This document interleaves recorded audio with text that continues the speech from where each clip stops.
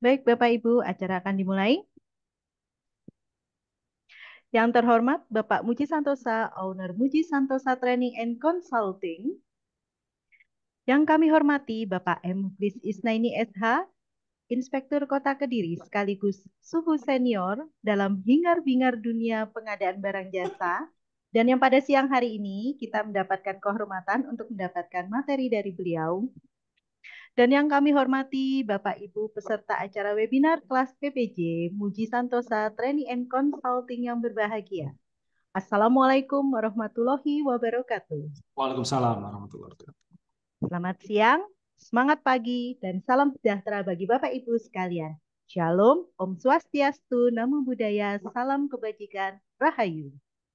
Puji syukur kehadirat Tuhan Yang Maha Esa, karena limpah rahmat dan anugerahnya kita semua dapat hadir dalam acara webinar kelas PBJ dalam materi KPA berdasar Peraturan PBJ dan Permendagri 17 tahun 2020 pada hari ini, Senin, 12 Februari 2024, bertempat di depan gadget Bapak Ibu masing-masing.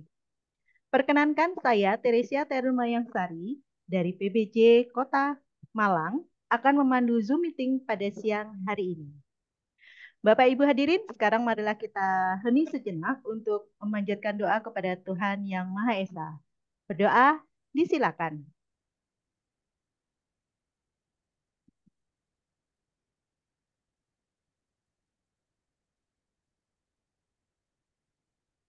Doa selesai. Sebelumnya kami sampaikan dulu ketentuan dalam kegiatan ini. Peserta mengikuti kegiatan sesuai jadwal pelaksanaan. Narasumber akan menyampaikan materi kurang lebih 45 menit dan kemudian dilanjutkan dengan diskusi dan tanya jawab yang akan dipandu oleh moderator. Peserta yang mengajukan pertanyaan dapat klik tombol raise hand dan akan diberikan kesempatan bertanya oleh moderator atau bisa juga mengajukan pertanyaan melalui chat Zoom. Dan post-test atau daftar hadir akan disampaikan di chat Zoom setelah narasumber menyampaikan materi. Sebagai bukti kehadiran dan penulisan nama di sertifikat. Pengisian post-test paling lambat 10 menit setelah berakhirnya kegiatan. Dan sertifikat dapat didownload paling cepat 2 kali 24 jam pada link MS Sertifikatku. Bapak Ibu, kita langsung pada pemaparan materi siang hari ini dari Bapak Kris Isnaini SH. Seperti yang tadi sudah saya sampaikan, beliau menjabat sebagai Inspektur Kota Kediri dan juga salah satu pemerhati dan tentunya sebagai auditor pengadaan barang jasa. Mohon berkenan, Bapak M. Muklis Isnaini. Baik, terima kasih Bu Teresia, Budi Teresia. Bismillahirrahmanirrahim. Assalamualaikum warahmatullahi wabarakatuh. Selamat siang menjelang sore, Bapak Ibu semuanya. Grup dari Muji Santosa Training Consulting.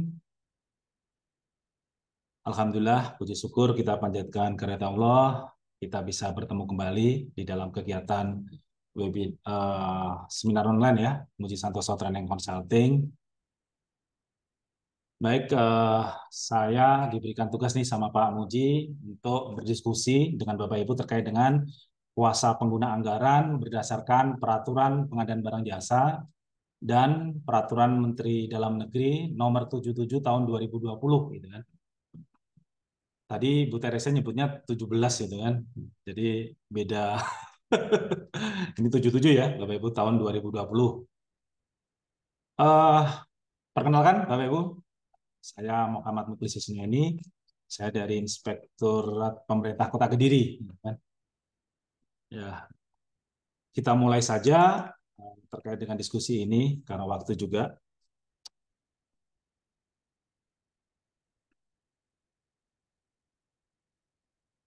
Ya, baik, Bapak Ibu kalau kita lihat sebenarnya sih apa namanya setiap ini selalu ada diskusi yang menarik itu kan setiap tahun, apalagi menjelang kewenangan-kewenangan itu harus apa namanya dilakukan terutama untuk pembuatan komitmen gitu kan selalu menarik dibahas PA, KPA, PPK, PA, KPA, PPK gitu kan. Nah kita mencoba apa namanya ya mendudukkan lah siapa sih sebenarnya kuasa pengguna anggaran. Kalau kita bahas di materi ini adalah materi terkait dengan APBD ya Bapak Ibu, karena terkait dengan kuasa pengguna anggaran dan pelaksanaan pengadaan di barang jasa di APBD. Nah, kalau terkait dengan regulasi yang pastinya ada Undang-Undang Nomor 30 Tahun 2014 di situ yang pastinya terkait dengan administrasi pemerintahan, di situ ada kewenangan-kewenangan gitu kan yang diatur eh, terkait kewenangan-kewenangan, pelimpahan kewenangan, baik kewenangan atribusi, delegasi, mandatori. Nah, itu akan diatur ya. Kemudian kalau di pengelolaan keuangan daerah yang pastinya kita merefer kepada Peraturan Pemerintah Nomor 12 Tahun 2019 terkait dengan pengelolaan keuangan daerah. Kemudian juga secara teknisnya, pedoman teknisnya itu diatur di Peraturan Menteri Dalam Negeri Nomor 77 Tahun 2020. Kalau pengadaan barang jasa yang pastinya terkait dengan kuasa pengguna anggaran ini juga diatur di dalam Perpres 16 tahun 2018 sebagaimana telah diubah dengan Perpres 12 tahun 2021. Juga ada penekanan di sana di apa namanya jelas juga di SE Kepala LKPP ya nomor 1 tahun 2024. Di sana terkait dengan pemenuhan CEPBBJ, personil lainnya, bersertifikat kompetensi dan PPK tahun 2024. Di situ juga menyinggung apa sih sebenarnya peran juga tugas menjadi kuasa pengguna anggaran sejauh mana gitu kan cukup diatur. Nah, Bapak Ibu sebenarnya pengadaan barang jasa ini yang pastinya merupakan salah satu bagian penting dalam mewujudkan pengelolaan keuangan yang baik gitu kan. Jadi bagaimana tata kelola pengadaan barang jasa yang baik di dalam pelaksanaan pemenuhan kebutuhan barang jasanya, maka ini merupakan juga apa namanya pengelolaan keuangan yang baik gitu kan di dalamnya. Bapak Ibu terkait dengan yang pastinya kalau yang kita diskusikan terkait dengan APBD di sini pasti kita akan banyak membahas terkait dengan yang diatur di dalam PP 12 tahun 2019 maupun pedoman teknisnya di Permendagri 77 tahun 2020. Di sini di pasal 221 ayat 1 PP nomor 12 itu sudah jelas mengamanatkan kepada Permendagri 77 tahun 2020. Nah, di sini yang dulu itu apa namanya terkait dengan peran-peran pengelola keuangan itu kan kadang masih berantakan lah dikatakan sebelum adanya Permendagri 77 ini. Nah, ini diperjelas apa sih peran dari pejabat pengelola keuangan, di antaranya ada pengguna anggaran, kuasa pengguna anggaran, PPK SKPD atau verifikator maupun PPTK. Sejauh mana sih peran-peran mereka di dalam pelaksanaan pengelolaan keuangan daerah itu jelas diatur secara detail gitu kan. Sejauh mana pertanggungjawaban masing-masing. Jadi tidak tumpang tindih antara satu dengan satu lainnya. Nah, Bapak Ibu sebenarnya di pemisahan kewenangan itu terdapat istilah pengelolaan keuangan dalam praktek pengelolaan keuangan APBN dan APBD. Di sini ada terkait dengan administratif BHR itu kan PAKPA, PPK, PPSPM, kemudian kalau di APBD PAKPA ada PPTK, ada PPK SKPD sebagai otorisator ya PAKPA maupun PPTK ini kalau di APBD itu diberi wewenang untuk mengambil tindakan yang mengakibatkan penerimaan dan pengeluaran anggaran. Nah, di sini tidak kalau di APBD yang pastinya di regulasi APBD tidak ada PPK ya, tidak ada menyebutkan PPK gitu kan. Yang ada adalah PA, KPA, PPTK. Kemudian ada ordonator, yaitu pejabat yang berwenang melakukan pengujian. Nah, ini ada PPK SKPD sebagai verifikator, gitu kan. Kemudian ada bendahara. Nah, di sini bendahara melakukan penerimaan, penyimpanan, dan pengeluaran. Jadi antara kewenangan-kewenangan itu memang ada pemisahan, gitu kan, sehingga tidak saling tumpang tindih. Gitu. Tetapi kembali lagi kalau di APBN itu ada PPSPM, pejabat penandatangan SPM, gitu kan. Tetapi kalau di APBD itu tidak ada pejabat penandatangan SPM selama masih ada PAKPA-nya ya gitu kan. Maka yang menandatangani SPM di sini adalah si PAKPA sendiri sebagai penandatangan SPM. Nah, kemudian kalau ini kemudian kalau di Perpres 18 tahun 2018, nah ini kita melihat sebenarnya kalau apa namanya pengguna anggaran, kuasa pengguna anggaran ini sebenarnya juga sudah jelas ya tertulis secara definisi di Perpres 18 maupun di PP 12 tahun 2019. Apa sih sebenarnya pengguna anggaran, yaitu pejabat yang pemegang kewenangan penggunaan anggaran kementerian, negara, lembaga maupun perangkat daerah. Nah, kemudian kalau kuasa pengguna anggaran kalau di sini APBD yaitu di pejabat yang diberi kuasa untuk melaksanakan sebagian kewenangan pengguna anggaran dalam melaksanakan sebagai tugas dan fungsi perangkat daerah. Nah, ini juga diatur di PP 12, yaitu penggunaan anggaran untuk melaksanakan tugas dan fungsi SKPD yang dipimpinnya. Kemudian kalau kuasa pengguna anggaran, KPA adalah pejabat yang diberi kuasa untuk melaksanakan sebagian kewenangan PA dalam melaksanakan sebagian. Jadi kalau dilihat dari sini, ini ada kewenangan, Bapak Ibu, kewenangan yang memang menjadi kewenangan yang sudah dimenangkan diatur di dalam peraturan perundang-undangan. Seperti pengguna anggaran, ini sudah terstate di dalam peraturan perundang-undangan. Jadi kewenangan di sini adalah kewenangan atribusinya. Kemudian kalau kuasa pengguna anggaran, yang pastinya ini adalah pelimpahan kewenangan. Kuasa pengguna sebenarnya kewenangan itu sudah ada dan melekat di pengguna anggaran, tetapi dapat dilimpahkan sebagaimana diatur di dalam peraturan perundang-undangan. Kewenangan apa saja itu yang dapat dilimpahkan dan kepada siapa dapat dilimpahkan itu. Jadi ada di sini adalah kewenangan yaitu delegasi. Jadi dari atribusi dia dapat selama diatur oleh peraturan perundang-undangan maka dapat dilakukan pelimpahan kepada delegasi kepada kuasa pengguna anggaran. Nah, ini kalau dilihat nih saya ambil dari internet nih ya. Ini di Undang-Undang Nomor 30 tentang Administrasi Pemerintahan. Nah, di sana ada atribusi yaitu memberikan kewenangan kepada badan atau pejabat pemerintahan oleh Undang-Undang 45 atau Undang-Undang sehingga tanggung jawab berada pada penerima atribusi. Jadi ini sudah jelas kewenangan itu sudah diatur oleh peraturan perundang-undangan. Yang sebelumnya belum ada, kemudian diatur di dalam peraturan perundang-undangan. Kemudian diatur oleh undang-undang atau sifat wewenangnya baru gitu, belum diatur oleh lain dan hanya diatur oleh peraturan perundang-undang itu. Kemudian kewenangan atribusi tidak dapat didelegasikan kecuali diatur lain. Yang pastinya kan diatur di dalam peraturan perundang-undangan bahwa kewenangan itu boleh didelegasikan.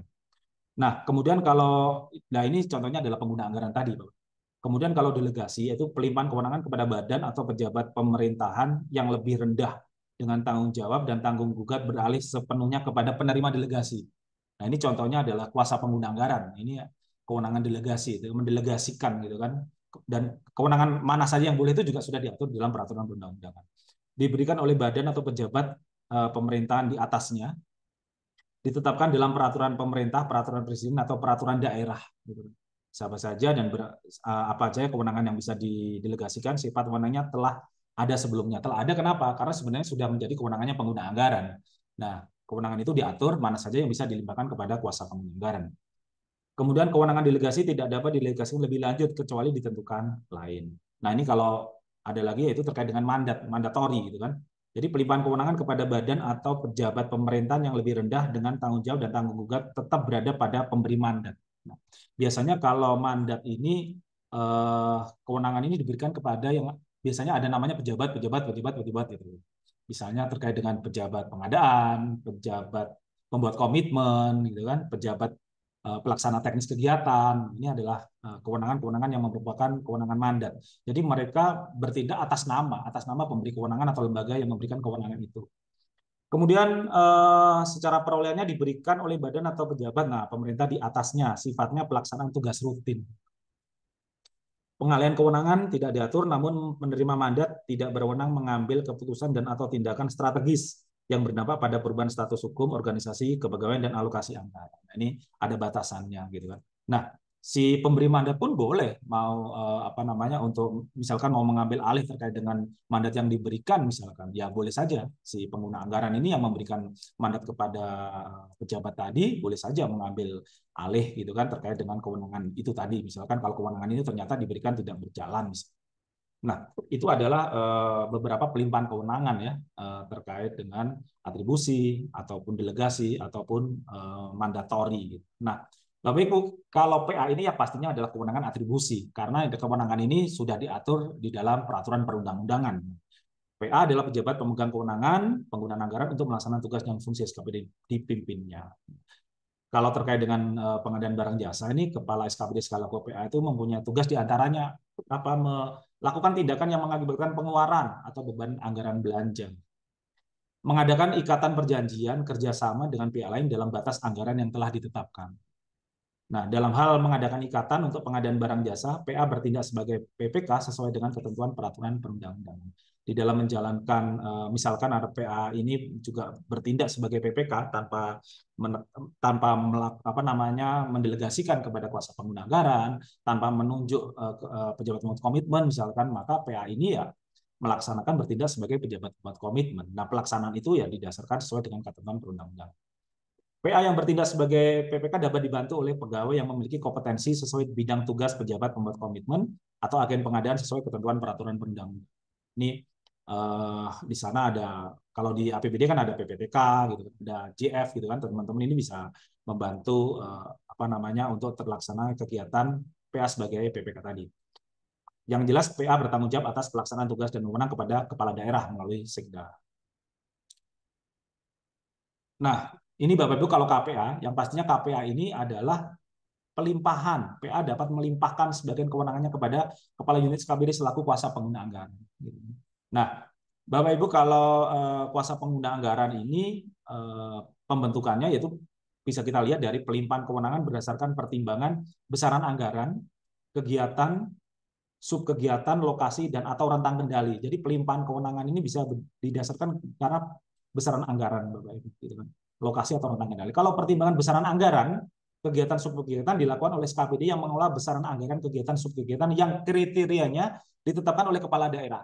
Nah, jadi kalau kita melihat bagaimana pendelegasian, bagaimana pembentukan kuasa pengguna anggaran ini, lihatnya bukan di Perpres, tapi lihatnya di PP 12 maupun di Permendagri ya, Permendagri 77 tahun 2020.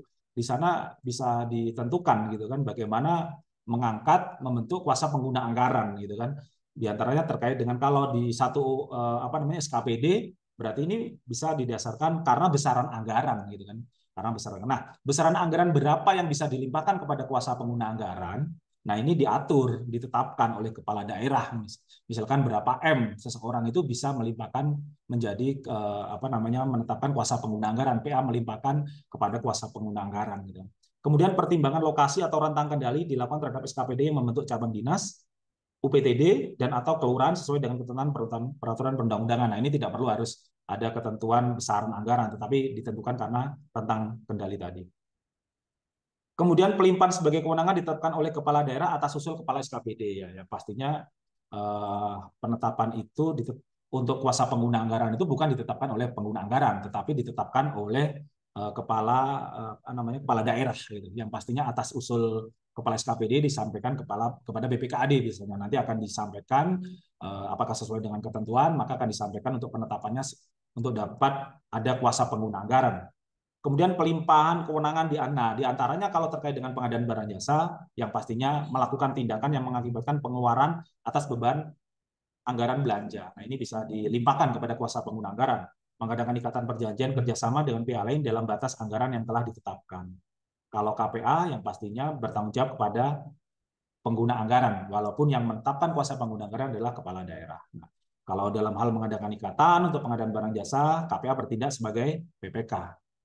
Kemudian KPA yang merangkap sebagai PPK dapat dibantu oleh pegawai yang memiliki kompetensi. Itu tadi ya sesuai dengan yang di pengguna anggaran.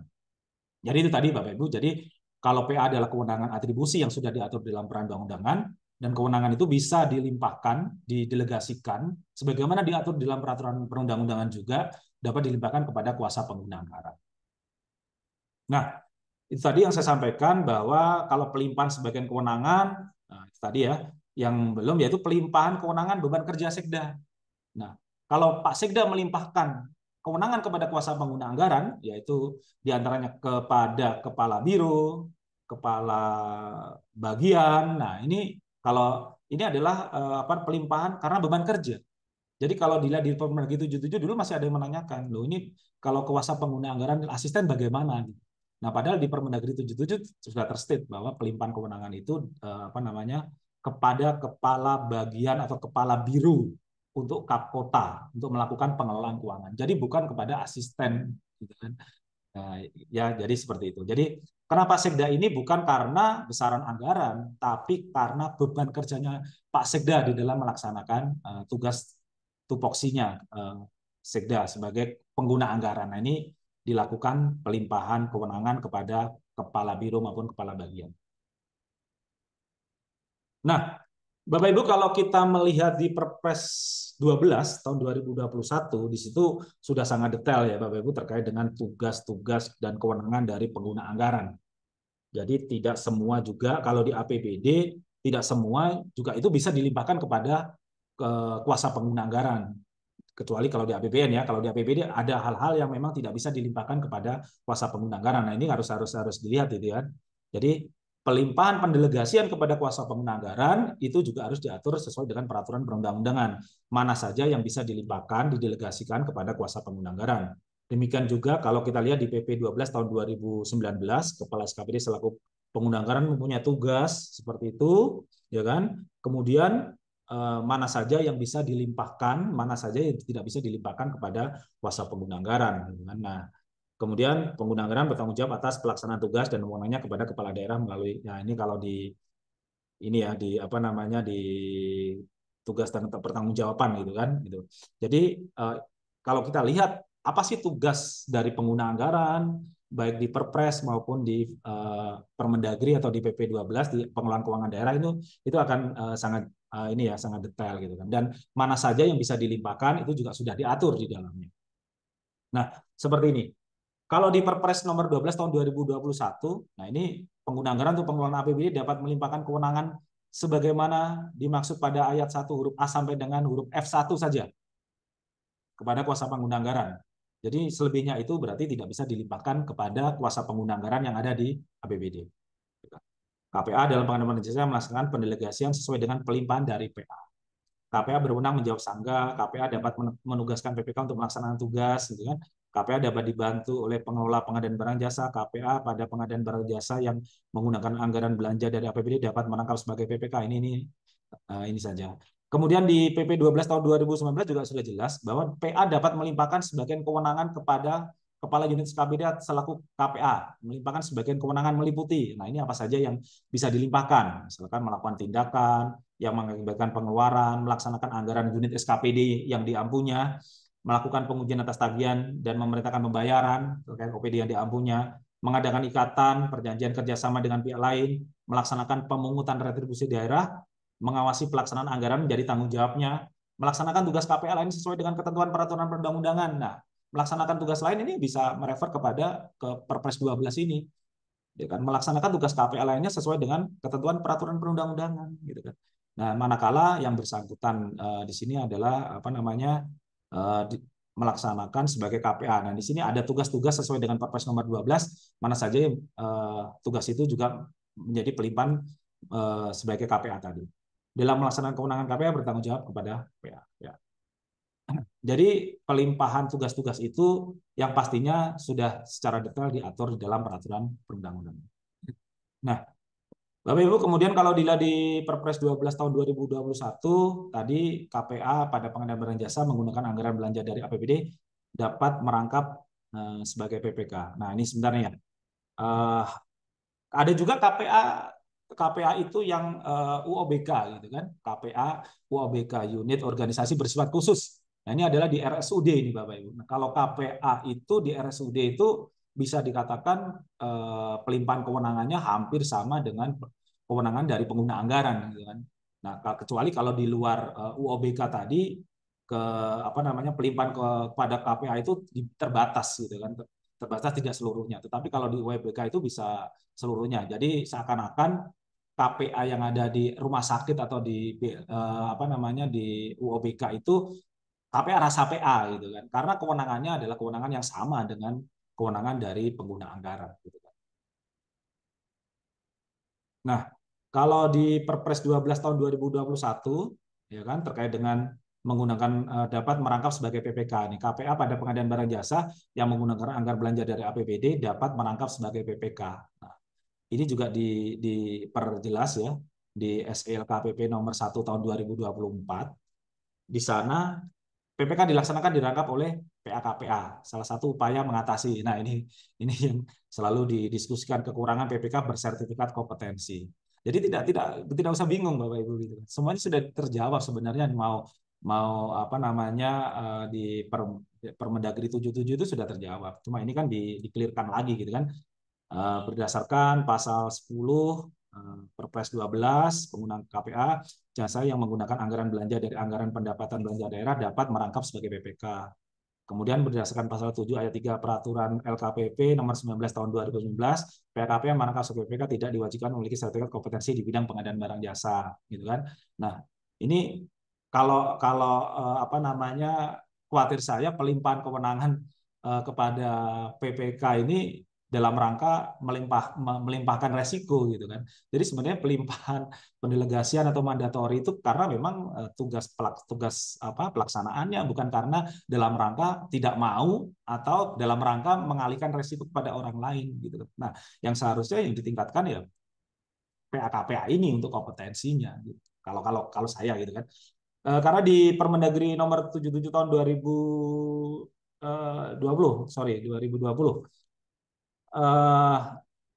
di sini sebenarnya kalau terkait dengan kewenangan-kewenangan menandatangani, karena kewenangan menandatangani perjanjian itu kan sebenarnya sudah melekat di kewenangan atribusinya pengguna anggaran gitu kan. Kemudian didelegasikan kepada kuasa pengguna anggaran. Sebenarnya itu sudah sejak kalau nggak salah perubahan Permendagri 58 ya, Permendagri 21 kalau nggak salah ya, itu juga sudah mengatur di sana bahwa PA-KPA itu bertindak sebagai PPK gitu. Jadi di dalam mengadakan ikatan perjanjian itu PA-KPA bertindak sebagai PPK. Dan ini juga sudah dipertegas bahwa kewenangan dari kuasa pengguna anggaran, kewenangan PA ini kewenangan pengguna anggaran ini berarti kewenangan atribusi, yaitu bertindak sebagai pejabat pemimpin sesuai dengan ketentuan peraturan undang-undangan. PA yang bertindak sebagai pejabat pemimpin dibantu oleh pegawai yang memiliki kompetensi gitu. Jadi ini diperjelas kalau terkait dengan mengadakan ikatan tadi itu sebenarnya kewenangan atribusi. Nah, kewenangan ini boleh didelegasikan kepada kuasa pengguna anggaran untuk melakukan apa? Melakukan ikatan, perjanjian gitu kan. Sehingga dia bertindak sebagai pejabat pemimpin. Nah, kemudian di Perpres nomor 12 tahun 2021, nah ini dalam hal tidak ada penetapan PPK pada pengadaan barang jasa yang menggunakan anggaran belanja dari APBD, dalam hal tidak ada penetapan PPK pada pengadaan barang jasa yang menggunakan anggaran belanja dari APBD, kalau kita lihat di Permendagri 77, ya tidak ada PPK gitu kan. Tidak ada PPK, makanya di APBD itu yang ada adalah PPTK.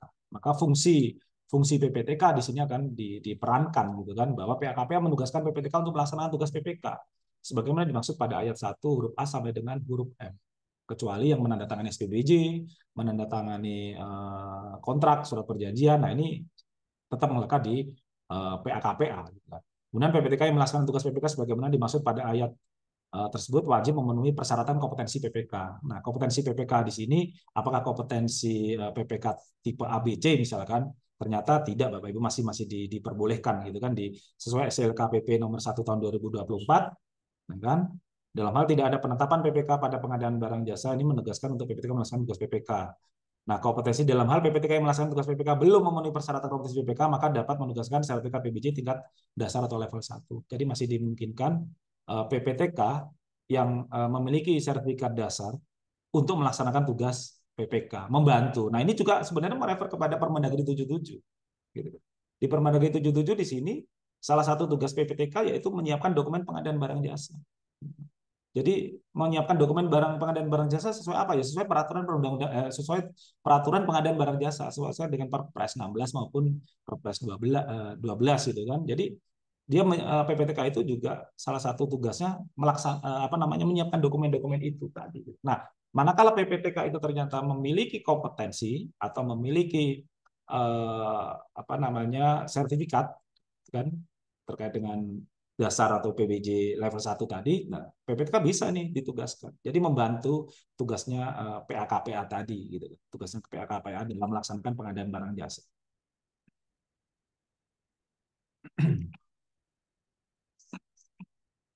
Oke, sebentar. Nah, kemudian Bapak Ibu, kalau kita lihat di percepatan pelaksanaan pengadaan barang jasa dalam pengelolaan keuangan daerah, pemerintah daerah, nah ini percepatan ya, dulu ini ya, antara Mendagri dengan Kepala LKPP, di sana pengguna anggaran dapat menetapkan pejabat membuat komitmen, gitu kan.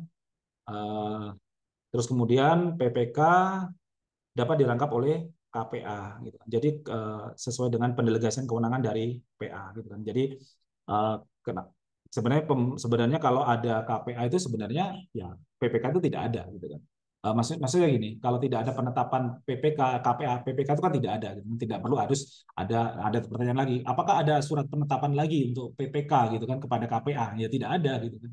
Karena memang KPA itu melaksanakan tugas pendelegasian dari tugas kewenangannya dari pengguna anggaran itu tadi. Kemudian PA dapat menjalankan seluruh tugas kewenangan tanpa mendelegasikan kepada KPA ataupun PPK.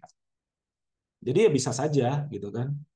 Apa namanya tugas atribusi tadi menjadi kewenangan yang menjadi kewenangannya PA aja dijalankan PA sendiri gitu, tanpa harus mendelegasikan kepada KPA maupun PPK.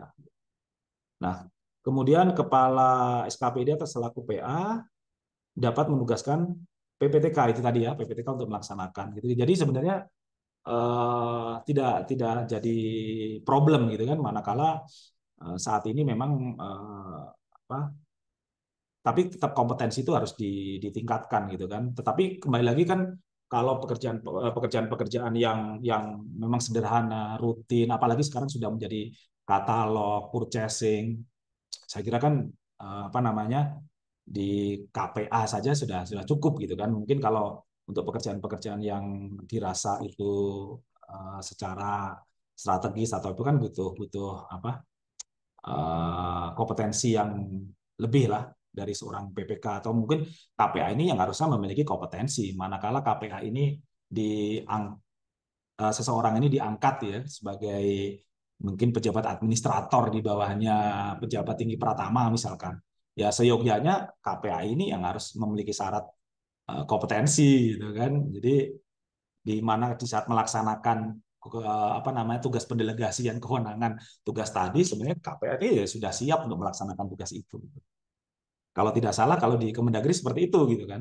Jadi untuk bisa menjabat itu kan harus memiliki sertifikat pengadaan barang jasa dulu gitu. Jadi sudah tidak lagi apa namanya kewenangan dari pendelegasian dari PA ke kuasa pengguna anggaran tadi, bukan malah akan dimandatkan kepada yang lain gitu. Nah, sebenarnya kan rentang kendali di pemerintah daerah ini kan sangat sangat dekat itu kan, nggak jauh itu kan. Sebenarnya kan Kabid itu kan cenderung ke PPTK, pelaksana teknis kegiatan, cenderung dia yang melaksanakan teknis gitu kan. Nah, apakah hal seperti itu masih diperlukan misalkan untuk pendelegasian dimandatkan kepada PPK misalkan. Apakah kewenangan dari kuasa penggunaan tadi perlu dimandatkan atau dilimpahkan kepada PPK misalkan? Ya sangat mungkin sekali gitu kan. Tapi bisa saja tidak gitu kan. Misalkan kalau PD-UPD itu hanya pekerjaan-pekerjaan yang sederhana, yang rutin, yang tidak pekerjaan yang strategis kompleks misalkan. Tapi manakala pekerjaan-pekerjaan itu secara apa namanya paket pengadaannya besar, butuh pengendalian yang besar, ya sangat dimungkinkan sekali. Misalkan terkait dengan di dinas-dinas teknis misalkan, atau mungkin di rumah sakit gitu kan. Di rumah sakit biasanya kan ada, kan rumah sakit kan KPA gitu kan, di BLUD KPA. Bisa saja nanti kan dibentuk di KPA KPA apa namanya PPK PPK BLUD gitu kan yang mengatur itu. Jadi uh, itu tadi ya, kalau dari sisi apa namanya pelimpahan kewenangan tadi gitu kan, dari pengguna anggaran kepada kuasa pengguna anggaran gitu kan. Nah, apakah masih masih juga diperlukan pelimpahan atau pelimpahan lagi kepada PPK gitu kan? Bisa ya, bisa tidak gitu kan. Tapi kan tidak tidak mesti harus wajib, misalkan kalau pekerjaan-pekerjaan sederhana, pekerjaan-pekerjaan yang tidak membutuhkan apa namanya eh, strategi yang, apalagi sekarang sudah purchasing, sudah katalog, semuanya kan akan atau daring itu kan bisa saja bagaimana kuasa pengguna anggaran berperan, tetapi dengan dibantu oleh PPTK. Tinggal memanage memanage penugasan atau memanage apa namanya SDM-nya bagaimana terkait itu. Nah, Bapak Ibu, kalau kita lihat sebenarnya kewenangan yang didelegasikan kepada kuasa pengguna anggaran dari pengguna anggaran tadi, gitu kan, yang sehingga PPK ini, KPA ini harus merangkap sebagai pejabat pembuat komitmen, gitu kan, bisa saja dia menjalankan sendiri. Sebenarnya kalau lihat dari beberapa regulasi tadi, di sana KPA ini kan tidak sendiri, gitu kan, ada SDM-SDM yang di bawahnya, gitu kan. Di sini dibantu oleh siapa? Ada PPTK di dalamnya, yaitu menyiapkan dokumen-dokumen terkait dengan pengadaan barang jasa tadi. Kemudian PPTK ini manakala memiliki kompetensi bisa saja melaksanakan tugas PPK. Jadi kewenangan pendelegasian dari PA ke KPA tadi sehingga mengakibatkan KPA ini merangkap sebagai PPK, dia tidak sendiri dalam melaksanakan pengadaan barang jasanya. Dibantu PPTK, ya kan? PPTK ini membantu menyiapkan dokumen-dokumen tadi, atau PPTK ternyata memiliki sertifikat atau kompetensi bisa melaksanakan tugas PPK. Nah, kemudian bukan dalam rangka pelimpahan kewenangan ini dalam rangka menghindari resiko pekerjaan atau resiko dari proses pengadaan barang jasa ini gitu. Jadi pelimpahan itu bukan itu. Silakan dianalisa gitu kan. Apakah diperlukan karena apa namanya pekerjaan yang tinggi misalkan, beban yang luar biasa gitu kan. Bukan hanya dalam rangka sudahlah saya limpahkan kepada apa namanya orang lain misalkan. Nah, ini saya kira itu kan tidak tepat. Kemudian selain itu juga dapat dibantu oleh pegawai yang memiliki kompetensi sesuai dengan bidang tugas pejabat komitmen. Nah, pegawai di sini kan bisa apa namanya minta bantuan ke JF, PBJ untuk membantu gitu kan. Kemudian juga ada agen pengadaan gitu kan. Kemudian dapat dibantu oleh pengelola pengadaan barang jasa itu JF, maupun tim teknis, tim tenaga ahli, tim pendukung. Nah, ini adalah dalam rangka KPA ini melaksanakan tugas pendelegasian dari pengguna anggaran, manakala PA ini tidak ada mandat kepada PPK, sehingga KPA ini melaksanakan tugas yang menjadi delegasi dari pengguna anggaran, yaitu dia merangkap sebagai PPK. Jadi bisa saja dia menjalankan fungsinya sendiri. Nah, kalau kita lihat di diagram, diagram ini siapa sih kuasa pengguna anggaran? Nah, ini kepala biro ya, Bapak Ibu kalau di provinsi kepala biro, kemudian kepala bidang. Nah, ini bagian. Nah, kalau kepala biro tadi karena besar, karena ini ya, karena pekerjaan beban kerja ya, Bapak Ibu. Jadi bukan kepada asisten, jadi kepada kepala kepala biro. Kemudian kepala bidang, kan?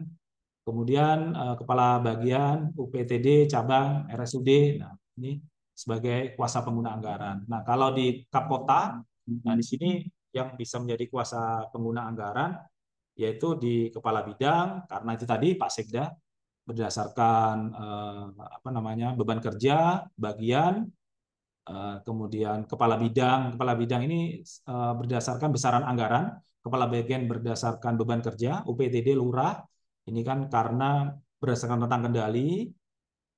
Ini kalau di Kap Kota, kemudian kalau dilihat dari strukturnya, gitu kan. Jadi ada kalau pengguna anggaran bisa saja di dalam organisasi itu tidak ada kuasa pengguna anggaran. Karena itu tadi kalau di satu organisasi itu kalau dia bukan UPTD, manakala melimpahkan kewenangan itu kepada kuasa pengguna anggaran, maka harus ditetapkan besarannya berapa sehingga kepala bidang itu bisa mendapatkan pelimpahan kewenangan dari pengguna anggaran. Ini harus ditetapkan oleh kepala daerah. Kalau tidak, berarti satu tingkat di bawah pengguna anggaran di sini adalah PPTK, bukan menjadi kuasa pengguna anggaran. Nah, demikian juga di apa namanya karena rentang kendali, ya kan, rentang kendali yang pastinya karena jarak itu tadi kan, bagaimana untuk memudahkan di dalam pelaksanaan kegiatannya, maka kepala UPTD-nya ini atau kepala puskesmasnya ini sebagai kuasa pengguna anggaran yang di bawahnya pasti PPTK. Nah, ini kalau berdasarkan besaran anggaran tadi ya, Bapak Ibu berdasarkan besaran anggaran. Bisa saja di dalam satu bidang satu satu SKPD atau OPD itu bisa saja satu bidang itu sebagai kuasa pengguna anggaran karena memenuhi besaran anggaran yang bisa dilimpahkan kepada kuasa pengguna anggaran, bisa saja satu bidang itu mengampu anggaran yang belum memenuhi berapa besaran bisa dilimpahkan. Apabila tidak memenuhi, maka yang bersangkutan kepala bidang itu tidak bisa menjadi kuasa pengguna anggaran. Tapi yang bersangkutan menjadi PPTK karena satu tingkat di bawahnya pengguna anggaran. Nah, ini kalau struktur pengelola keuangan di daerah. Iya, pas ya. Ya, kayaknya terima kasih. Mungkin kita banyak diskusi saja. Monggo Bapak Ibu semuanya. Saya kembalikan ke Bu Teresia. Iya, baik. Terima kasih Prof. Muklis atas paparannya. Baik, Bapak Ibu, apabila ada yang tidak ditanyakan atau didiskusikan, silakan klik tombol raise hand. Dan ini di kolom chat sudah ada beberapa pertanyaan, Pak Muklis. Yuk. Izin dari Pak Mustajab, mohon izin bertanya. Di Pemda DKI Jakarta suku dinas yang mendapat pelimpahan dari PA sebagai KPA sekaligus PPK. Yang ingin kami tanyakan, bolehkah KPA melimpahkan sebagian kewenangan sebagai PPK ke staf di bawahnya, seperti KASI? Terima kasih atas pencerahannya, Prof. Salam sehat dan sukses. cek dulu ya pertanyaan. Mau langsung dijawab? Oke, Silakan. langsung saya jawab ya. Oke, IJ, siap. Yang Pak Mustajab. Mustajab. Sebenarnya pelimpahan dari PA sebagai KPA. Ya, KPA sekaligus PPK ya, karena suku dinas ini berarti kan UPTD gitu kan dari pengguna anggaran tadi. Ya, dia bisa ditetapkan sebagai kuasa pengguna anggaran karena rentang kendali. Karena rentang kendalinya kan bukan di satu UPD gitu kan. Yang ingin saya tanyakan, bolehkah KPA melimpahkan sebagai sebagian ya kewenangan sebagai PPK ke staf di bawahnya?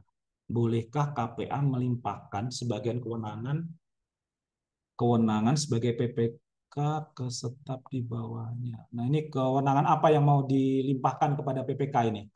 Gitu kan? Bolehkah KPA melimpahkan sebagai sebagian kewenangan? Nah, ini kewenangan apa Pak yang mau dilimpahkan gitu, kepada jadi apakah di sini memang ada penetapan PPK di bawahnya gitu kan?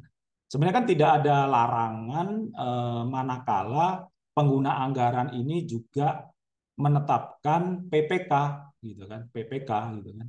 PPK untuk melaksanakan apa namanya pengadaan barang jasanya. Kalau mengikuti SE bersama tadi kan, boleh PA menetapkan PPK. Tetapi di dalam pengelolaan keuangannya, misalkan terkait dengan pembayaran kegiatan tadi, berarti itu adalah nanti kuasa pengguna anggaran ya di dalam pengelolaan keuangannya gitu. Tetapi terkait dengan ikatan perjanjian, selama ada PPK, ya kan, selama ada PPK, berarti pembuatan komitmen itu ada di PPK. Itu tidak dilarang gitu kan. Tetapi manakala tidak ada penetapan PPK, ya kan, tidak ada penetapan PPK, berarti KPA inilah yang melaksanakan tugas PPK. Gitu.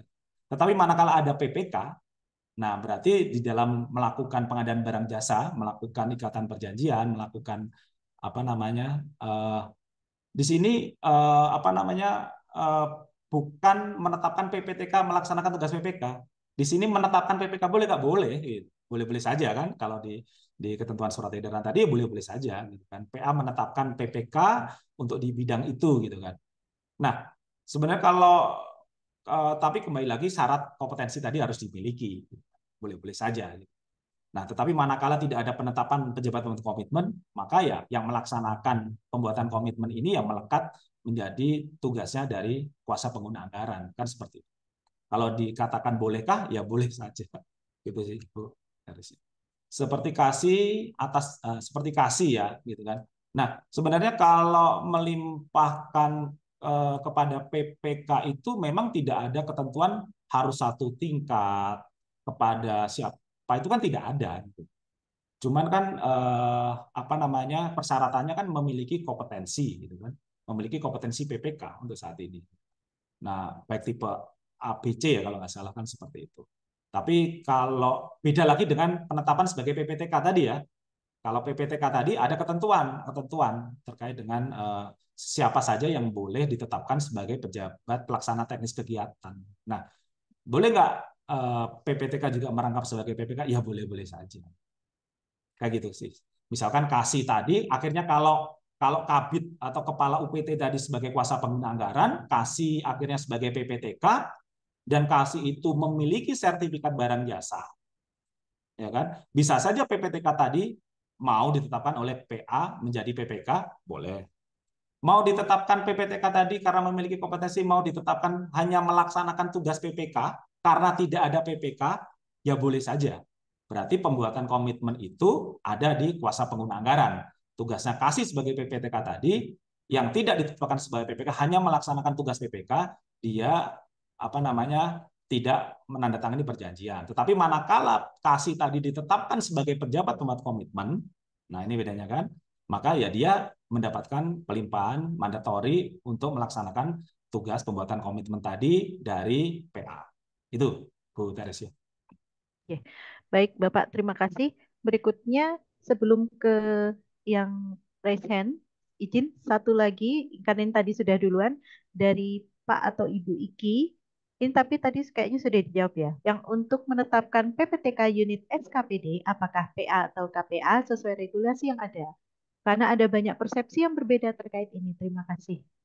Ya, Silakan, kalau Bapak. yang menetapkan PPTK, lagi-lagi ya, penetapan PPTK itu adalah apa namanya pengguna anggaran ataupun kuasa pengguna anggaran, gitu kan, yang menetapkan PPTK, gitu kan. Jadi kalau siapa yang menetapkan PPTK itu bisa dilihat di Permendagri 77, karena yang mengatur terkait dengan PPTK itu adalah Permendagri 77, gitu kan.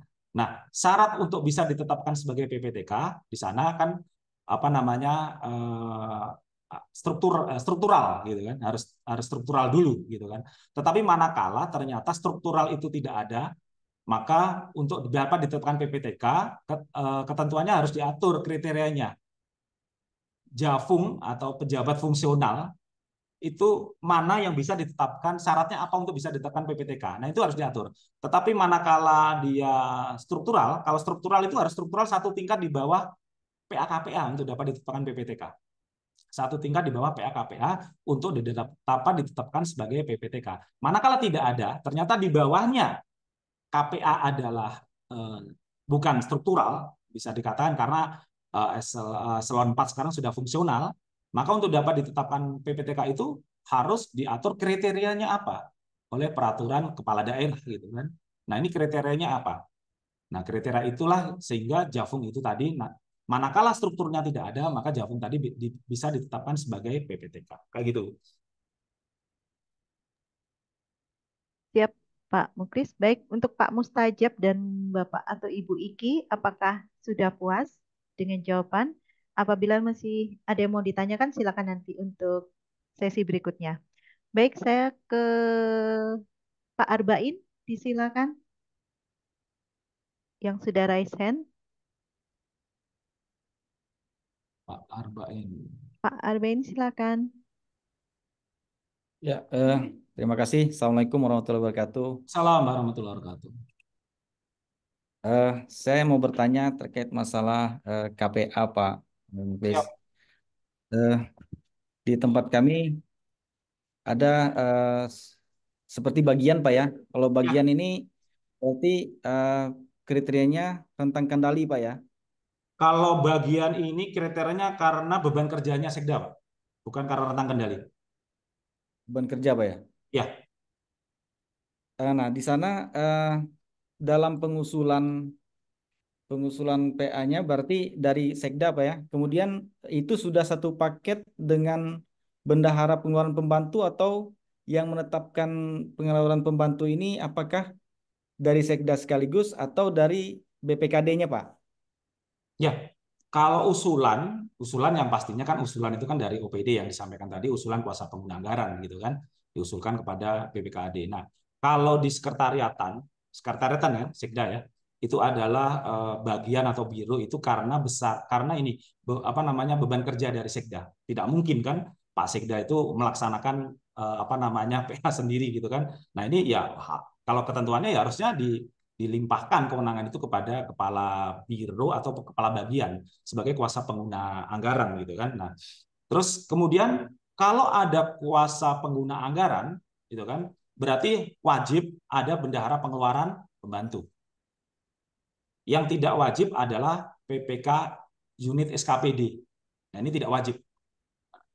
Boleh ada, boleh tidak, boleh melekat di sekretariatan misalkan. Jadi yang wajib ada manakala ada kuasa pengguna anggaran berarti BPP, bendahara pengeluaran pembantu, itu wajib ada. Tapi kalau PPK unit SKPD itu tidak wajib ada. Bisa saja itu jadi satu bagian, satu sekretariat itu adalah satu seperti itu. Tapi kalau bendahara pengeluaran pembantu ya wajib ada manakala ada kuasa pengguna anggaran. Seperti itu, Pak. Ya, tambah lagi Pak Muklis terkait kalau di Dinas PU, Pak ya. Yuk, Dinas PU itu kan eh, ada bidang-bidang, Pak. ya, Nah, kalau kita mengambil kriteria misalnya besaran anggaran. ya, Nah, besaran anggaran antar bidang ini berbeda. ya.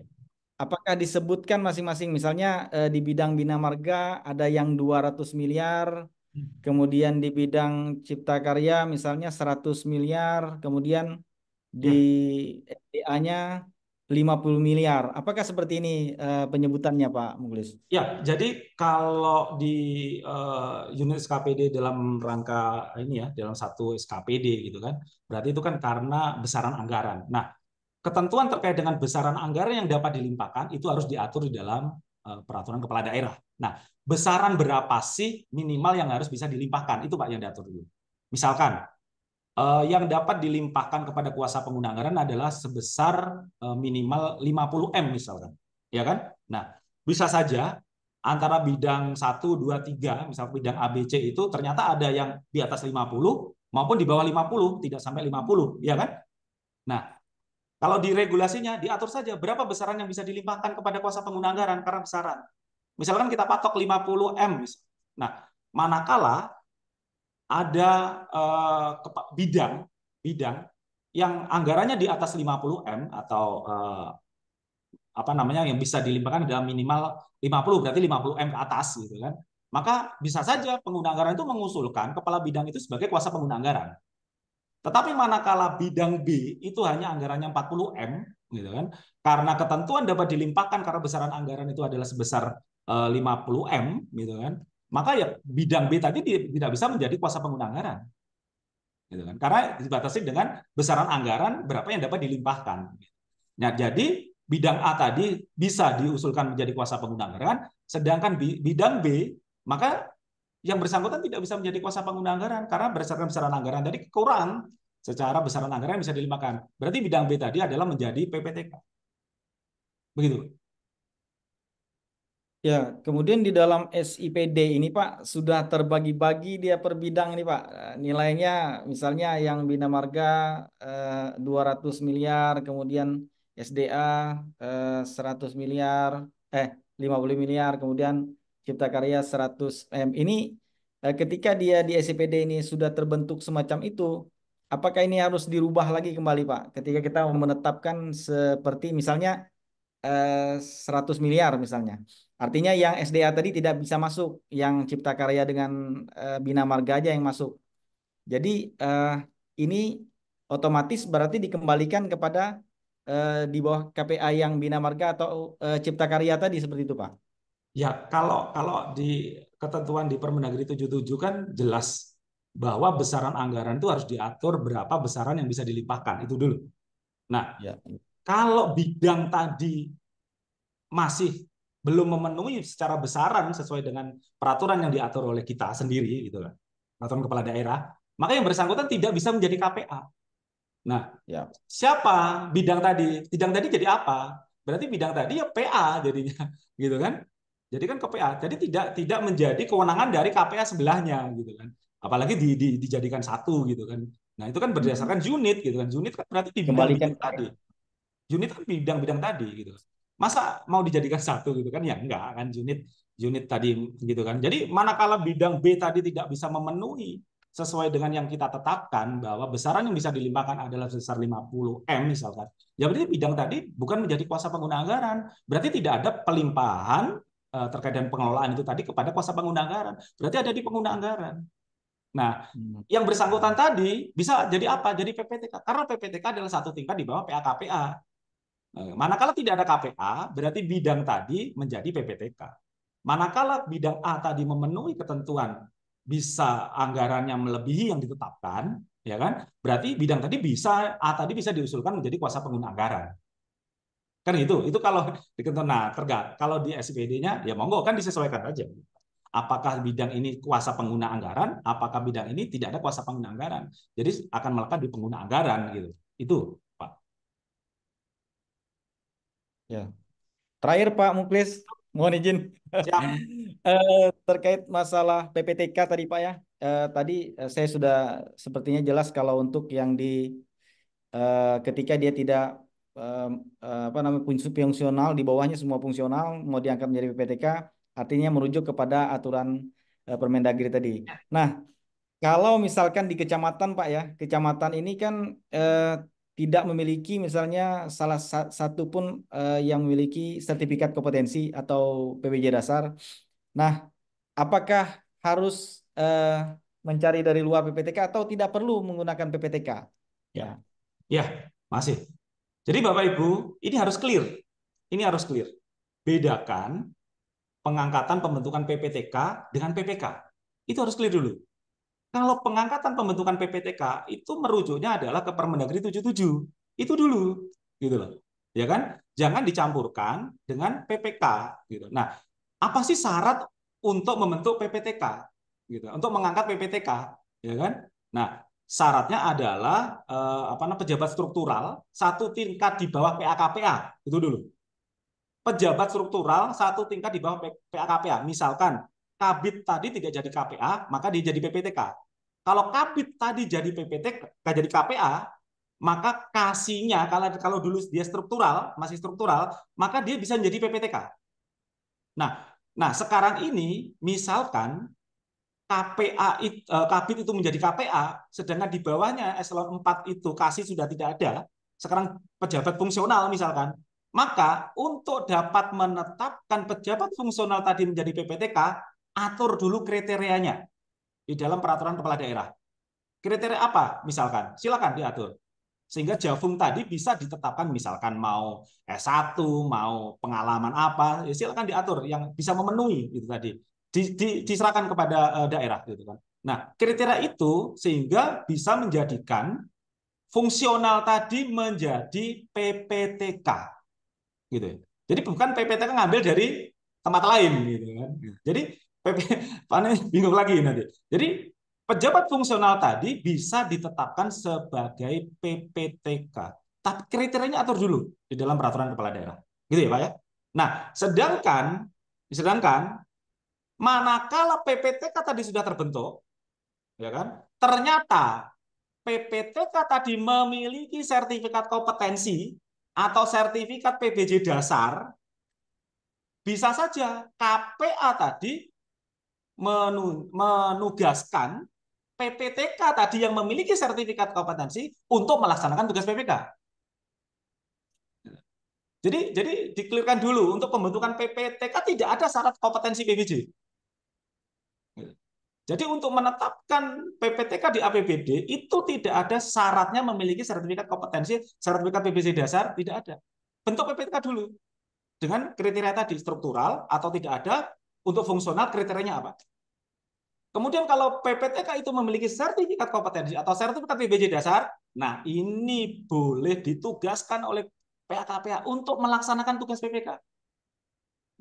Atau gitu kan, atau ya boleh-boleh saja misalkan kalau si PPTK tadi ditugaskan juga sebagai PPK, boleh-boleh saja. Jadi bedakan antara PPTK tadi melaksanakan tugas PPK, dia tidak menandatangani perjanjian, tidak apa namanya tidak menandatangani SPBJ gitu kan. Tapi manakala yang bersangkutan itu memiliki sertifikat kompetensi untuk saat ini misalkan tipe A tipe B C, ya boleh saja ditetapkan sebagai PPK. Jadi PPTK iya, PPK iya, honornya double kan itu. Kan gitu, Pak. Gitu, Pak Arbain.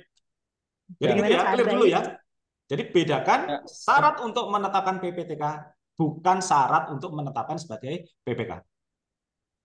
ya, artinya PPTK ini yang melaksanakan tugas PPK, Pak, yang membutuhkan Ya, kompetensi. Sedangkan kalau dia selaku pengelola. PPTK pengeluaran seperti gaji dan lain sebagainya itu tidak membutuhkan Ya, tidak. sertifikat kompetensi, Pak ya. Ya, sepakat. Mungkin demikian, Pak. Oke, Silakan nanti yang siap. lain. Masih, Pak Arbain. Yuk. Terima kasih, Baik, Pak. Pak Arbain cukup ya. Kalau Siap, Pak. saya yang saya ingat honornya double. Itu Pak Muflis yang saya ingat. Baik, berikutnya Bu Erika, disilakan.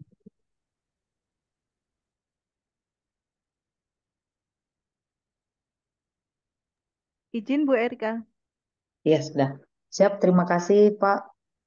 Izin Ibu, Bapak bertanya karena kebetulan sekarang terkait yang tadi juga soal KPA, yang tadi ada UOBK, izin Ika. Pak saya dari rumah sakit. Oh, Ya, kan Mas Agus. Ye. ya. Nah, kebetulan Pak, benar sekali karena kami masih dilema dengan Dinas Kesehatan. Karena kami sudah BLUD ya Pak, tetapi karena kami walaupun BLUD masih rasa APBD, di mana kami masih di SIPD itu Ibu Direktur kami ternyata menjadi KPA tadi Pak. Sedangkan kita juga mengelola BLUD. Sedangkan di BLUD di Permendagri 79 itu Pak, kami menjadi PA, Ibu Direktur. Maksudnya beliau yang ini. Jadi untuk sekarang Ibu Dir kami KPA, Pak. Nah, yang jadi pertanyaannya saya tadi, Pak, sama apakah untuk PPTK kan kita biasanya selama ini Kabit Pak langsung. Tetapi untuk PPK itu biasanya menempel di direktur kami Pak, langsung pejabat pembuat komitmennya karena beliau sebagai direktur. Apakah juga ketika beliau KPA ini beliau juga bisa sebagai PPK Pak? Itu yang pertama. Terus yang kedua Pak izin untuk soal yang tadi KPA rasa PA Pak. Hmm, Berarti kan otoritas, maksudnya untuk di rumah sakit kan kami seolah-olah Pak kalau di dalam SIPDRI itu sejajar dengan puskesmas. Tidak ini sih Pak, sama sih kami layanan kesehatan. Tetapi kami menjadi puskesmas raksasa dong Pak. Secara kan kita unit layanan publik tapi langsung pasien Pak. Di mana jumlah dokter spesialis berbeda lah yang dengan di dinas. Jadi itu yang saya agak bingung Pak. Kemarin itu pas Bapak ini menjelaskan, mungkin ada Pak aturan atau regulasi di mana itu yang bisa dengan jelas menyampaikan bahwa untuk UOBK itu kami punya tadi yang seperti Bapak bilang KPA, rasa PA. Mungkin seperti itu Pak. Karena ini masih tarik ulur dengan Dinas Kesehatan Pak. Karena kita masih jadinya KPA, Ibu Direktur kami. Walaupun bagaimana dengan di BLUD, KPA sendiri itu bukan PA, Pak. Maksudnya Ibu iya, Direktur kami jadi PA ketika di BLUD. Jadi itu yang bingung nanti bagaimana, Pak. Siap, mungkin terima kasih seperti itu dulu, Pak. iya. eh jadi apa namanya? Wah, ini ada nih, Bu. Oh,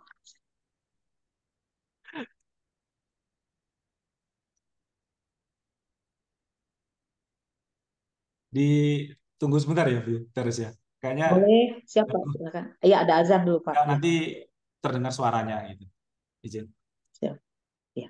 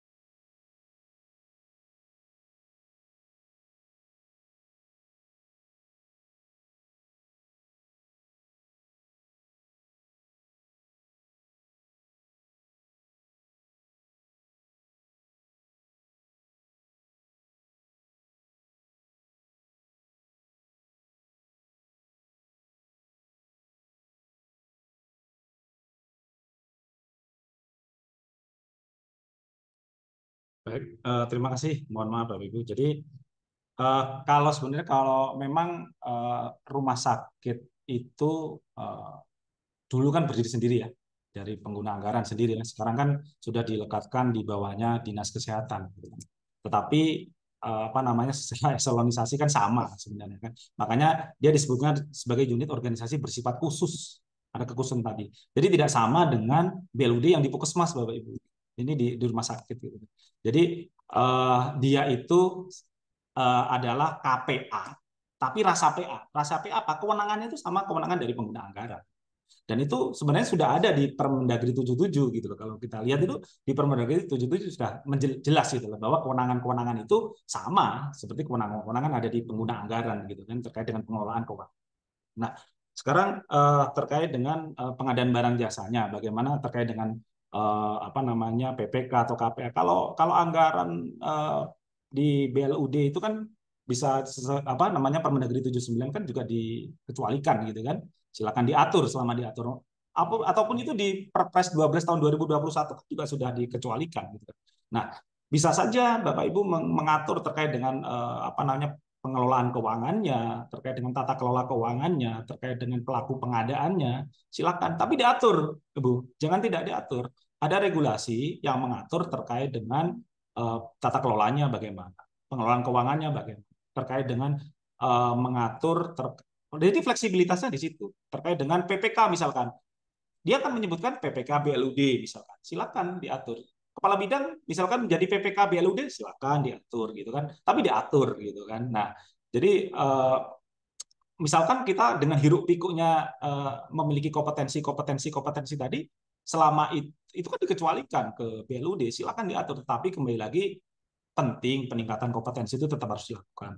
Tetapi manakala kita membuat regulasinya yang mensyaratkan misalkan bahwa PPK BLUD adalah kepala bidang misalkan, atau terkait dengan proses-proses yang sederhana siapa yang menandatangani perjanjian apa namanya kontrak itu siapa, misalkan sampai sekian ada ditandatangani kasih misalkan sampai belanja sampai sekian ditandatangani oleh bidang misalkan, silakan diatur secara fleksibilitas mudah di dalam pelaksanaannya gitu. Jadi monggo saja Bu. Kalau terkait dengan dasarnya jelas kok di Permendagri 77 sudah mengatur itu gitu kan, bahwa kewenangan dari kuasa pengguna anggaran di BLUD di rasa UUBK ini adalah dari rasa pengguna anggaran sama. Ya gitu Bu.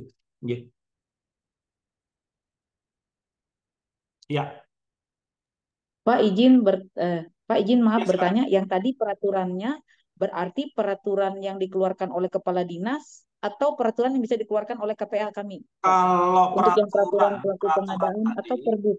ya peraturan tentang Hmm. apa namanya yang dikecualikan tadi sebenarnya kan diatur kalau di Ya, Perpres 12 itu kan ditetapkan oleh direktur ya. Tetapi kembali lagi kan iya, kalau direktur ya, kalau iya, Permendagri 79 itu kan ditetapkan oleh kepala daerah gitu kan. iya, Ya silakan perbuk saja ya Pak. mungkin secara kebijakan itu diatur oleh kepala daerah misalkan, tetapi secara teknis bagaimana pelaksanaannya, pengaturannya secara detail silakan saja Ya, diatur di apa namanya peraturan direktur sehingga oh fleksibilitas Perdir. Ya, fleksibel jika ada perubahan-perubahan mengikuti proses bisnis misalkan. Silakan diatur. iya. Ya. Oh, siap-siap. Terima Diatur, kasih Bu. Pak. Kalau tidak diatur, berarti Ibu mengikuti ketentuan yang ada di Perpres gitu kan. Tapi kalau Iya, diatur, jadinya berarti itu menjadi siap. fleksibilitasnya dari rumah sakit di PLUD itu. Ya, berarti Pak izin satu kali lagi biar lebih ini berarti perbuk itu untuk mungkin regulasi secara besarnya nanti lebih ke teknis perdir ya Pak, turunan dari Bisa perbuk. perdir gitu. Oh, Perdir cukup iya, diatur gitu. iya, Secara teknisnya atau dengan SOP atau dengan sistem itu kan nggak perlu aturan lagi. Kalau sudah ada di sistem iya. SOP silakan saja. Oh ya, siap-siap Pak. Terima kasih Pak jika begitu. Baik, Nah, cukup ya Bu Erika. Oke, baik berikutnya Pak Afrizal, silakan. Oh, maaf, ini Pak Afrizalnya sholat mungkin ya Bu.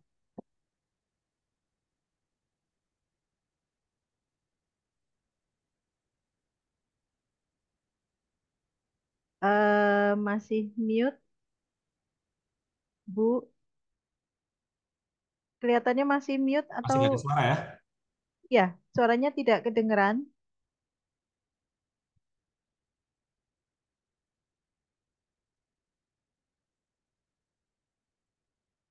Baik, Sudah di unmute sebenarnya, cuman di tidak ada suara. iya, kelihatannya sudah di unmute Bu, tapi suaranya tidak keluar.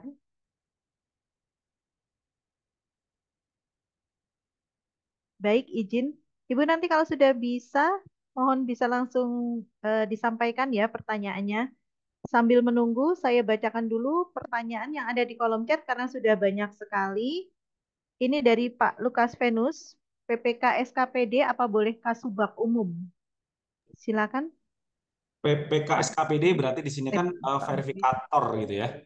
Nah, PPK di sini kan harus apa namanya struktural gitu ya, PPK sorry ya, PPK SKPD di sini. Jadi PPK SKPD kan biasanya ya kan, biasanya itu dijabat oleh sekretaris gitu kan. Jadi PPK SKPD itu dijalankan yang membidangi terkait dengan penata usahaan keuangan. Nah, gitu kan. Nah, seharusnya ini sekretaris gitu. Tetapi dimungkinkan gitu kan, misalkan karena sekretaris ini gitu kan, ternyata menjabat sebagai kuasa pengguna anggaran gitu kan. Atau apa namanya? Berarti jatuh atau dia sebagai PPTK gitu kan. Jadi PPTK misalkan. Berarti jatuh jatuhnya adalah di bawahnya. Di bawahnya yaitu itu tadi ya kasubag apa ya? Kasubag umum gitu kan. Nah, itu ya boleh saja gitu kan. Jadi struktural yang ada di bawahnya gitu kan. Jadi harus apa namanya? Harus struktural gitu kan untuk menjadi PPK SKPD. Jadi boleh boleh saja selama sekretaris tadi jadi apa dulu. Kalau sekretaris tadi tidak jadi apa-apa ya tidak boleh. Sekretaris tadi masa tidak jadi apa-apa terus PPK SKPD-nya adalah bawahnya gitu kan, jadi aneh gitu kan. Jadi sekretaris ini mau jadi apa? Jadi KPA, ya, berarti dia tidak boleh merangkap sebagai PPK SKPD, atau jadi PPTK, dia tidak bisa merangkap sebagai PPK SKPD. Tetapi kalau seyogyanya karena yang memverifikasi ya harusnya ya satu tingkat sejajar dengan yang diverifikasi, kepala bidang tadi kan harusnya kan sejajar. Makanya ya saya cenderung bahwa PPK SKPD itu harusnya sekretaris. Tapi ya dimungkinkan saja tadi secara ketentuan ya dimungkinkan selama sekretaris tadi memang secara fungsinya sudah tidak bisa menjalankan sebagai PPK SKPD. Kayak gitu. Baik, terima kasih Pak Muflis. Dari tempat Pak Afrizal, apa sudah bisa dicoba lagi? Disilakan.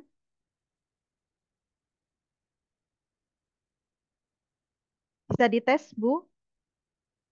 Oh, masih tidak kedengeran. Mungkin ada kendala. Saya lanjut dulu ya. Nanti kalau bisa, silakan dites langsung aja, Bu. Ini dari Bapak atau Ibu Anis, pendelegasian PPK oleh PA, apakah bisa staf biasa yang mempunyai sertifikat PBJ? Kalau dikatakan apakah bisa gitu kan? Ya bisa-bisa saja. Karena syarat untuk menjadi PPK adalah memiliki sertifikat kompetensi ya, sertifikat kompetensi PBJ untuk saat ini gitu kan. Nah, ya boleh-boleh saja. Cuman kok saya jadi ini ya, ini kan pelimpahan kewenangan gitu kan. Pelimpahan kewenangan masa ke tapi kalau karena kompetensinya misalkan karena kompetensinya tadi dibutuhkan kompetensi ya untuk kegiatan tersebut gitu kan ya boleh-boleh saja. Tapi mana itu hanya kalau kebutuhan-kebutuhan rutin, kebutuhan-kebutuhan yang sederhana yang saya kira ya lebih efektif ya dijalankan oleh kuasa pengguna anggaran tadi misalkan gitu kan. Karena sekarang sudah sangat sederhana proses pengguna. Tapi manakala dibutuhkan kompetensi-kompetensi khusus gitu ya seyogyanya ya boleh saja gitu kan kepada staf gitu kan. Tapi dengan syarat melimpahkan pendelegasian itu bukan dalam rangka untuk melimparkan resiko kepada orang lain gitu kan. Karena menjabat dia nggak mau beresiko ya sudahlah kamu PPK-nya. Saya kira itu tidak tepat gitu kan kalau dilakukan. Kan harus dilakukan identifikasi tadi bahwa pelimpahan ini karena apa gitu kan. Tidak ada larangan sih seperti itu. Siap, Bapak. Begitu, Bapak atau Ibu Anis ini. Bagaimana kalau masih ada pertanyaan atau masih ada yang belum puas dengan jawaban, silakan bisa ditulis lagi di kolom chat apabila waktunya masih tersedia. Berikutnya dari Pak Hendratma, PA bertindak sebagai PPK, KPA merangkap sebagai PPK. Untuk kedua hal tersebut, apakah masih diperlukan SK sebagai PPK? Kalau di tempat saya masih diperlukan SK PPK karena untuk akun SPSE dan honor. Apakah memang begitu? Ya, Bapak Ibu, kalau kita bicara KPA yang merangkap atau bertindak sebagai PPK, sebenarnya PPK itu tidak ada. Jadi kewenangan itu dijalankan sendiri oleh kuasa pengguna anggaran gitu loh. Nah, jadi kalau KPA itu merangkap atau bertindak sebagai PPK, jadi honor PPK itu tidak ada, Bapak Ibu. Karena dia melaksanakan tugasnya sendiri, gitu. Melaksanakan kewenangannya sendiri yang mendapatkan pendelegasian dari pengguna anggaran. Jadi akun yang digunakan sekarang kayaknya tidak deh. Cukup dengan SK dari penetapan sebagai kuasa pengguna anggaran gitu kan, dimasukkan ke dalam sistem kan bisa gitu. Jadi tidak ada syarat untuk menjadi KPA tadi untuk bisa apa namanya memiliki sertifikat tadi. Kayaknya bisa kok kuasa apa namanya SK yang dimasukkan adalah nomor SK penetapan sebagai kuasa pengguna anggaran. Jadi kalau ada KPA tidak ada apa namanya pelimpahan kewenangan kepada PPK, maka KPA itu melaksanakan tugas pendelegasian dari pengguna anggaran sendiri gitu. Jadi tidak perlu yang namanya ada SK PPK lagi gitu. Karena dia sudah menjalankan fungsinya sendiri. Kan itu tadi kan melaksanakan tugas-tugas sesuai dengan peraturan perundang-undangan yang lainnya. Yaitu apa? Yang ada diatur di dalam peraturan presiden tadi. Kan ada ketentuan itu. Jadi tidak perlu ada SK tersendiri. Nah, bagaimana honornya? Kan PPK tidak ada.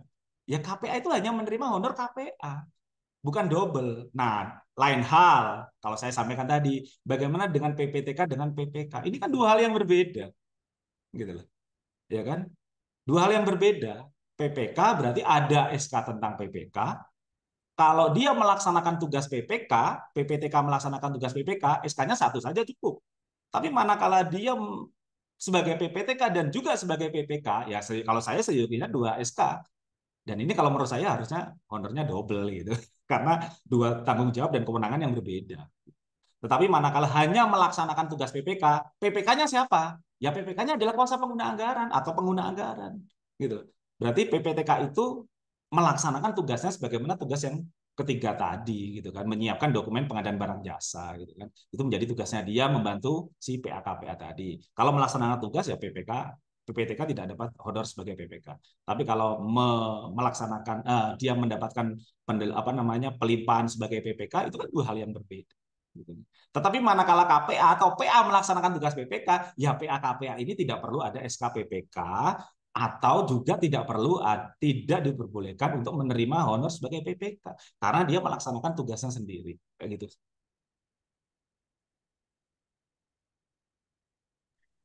Baik, berikutnya Pak dari Pak Joni Mar. Izin Prof, PA yang merangkap sebagai PPK tidak diwajibkan memiliki kompetensi dalam bidang PBJ. Kemudian PA mengangkat PPTK yang ternyata juga dalam OPD tersebut tidak memiliki kompetensi dalam bidang PBJ. Pertanyaan saya, dalam kegiatan tersebut tidak ada satupun orang yang berkompeten. Bagaimana menurut Profesor? Terima kasih. Ya, kan sudah jelas gitu tadi kan kalau memang tidak ada ya. Kalau kita bicara tentang regulasinya ini ya, kalau kita bicara ya berarti kewenangan itu ada di PAKPA gitu loh. Kalau memang tidak ada apa namanya misal tidak didelegasikan karena memang tidak ada salah satunya tidak ada apa namanya memiliki kompetensi tadi ya berarti melekat di PAKPA. Nah, tinggal bagaimana PAKPA itu memanage SDM yang di bawahnya gitu kan. Bagaimana membentuk tim ya kan misalkan dalam menyusun dokumen persiapan bagaimana nah, ini dibentuk tim saja gitu. Bagaimana untuk mendukung dari fungsi PAKPA yang melaksanakan tugas PPK tadi gitu atau melibatkan tim ahli, tim teknis atau melibatkan teman-teman dari Javung PBJ gitu kan untuk mendukung pelaksanaan tugas PAKPA yang merangkap sebagai PPK manakala tidak ada teman. Nah, ini menjadi tanggung jawabnya Bapak Ibu sebagai pengguna anggaran, sebagai kepala bidang yang KPA. Ayo kita tingkatkan kompetensi teman-teman atau kalau perlu ya kita tingkatkan kompetensi kita gitu kan sebagai PAKPA gitu kan. Ayo bukan dalam arti ya tidak ada terus diam gitu kan. Kalau tidak ada berarti harus melibatkan orang lain di luar kita yang memiliki kompetensi itu gitu kan.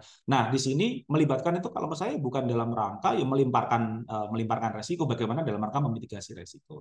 Jadi kembali lagi tujuan misalkan ada pendelegasian, ada mandat ini bukan dalam rangka melemparkan resiko, bukan mengalihkan ya, melemparkan resiko kepada orang lain gitu. Bukan gitu kan. Nah, itu karena ada semangat bagaimana pelaksanaan pekerjaan ini bisa berjalan secara optimal. Kayak gitu. Terus apa ini? Izin Pak, itu Pak Satrio Tomo Oke, sudah raise hand. silakan. Mungkin bisa silakan Pak Satrio Tomo. Assalamualaikum warahmatullahi wabarakatuh. Wabarakatuh. Prof, ini mau ngomong nih Pak Inspektur.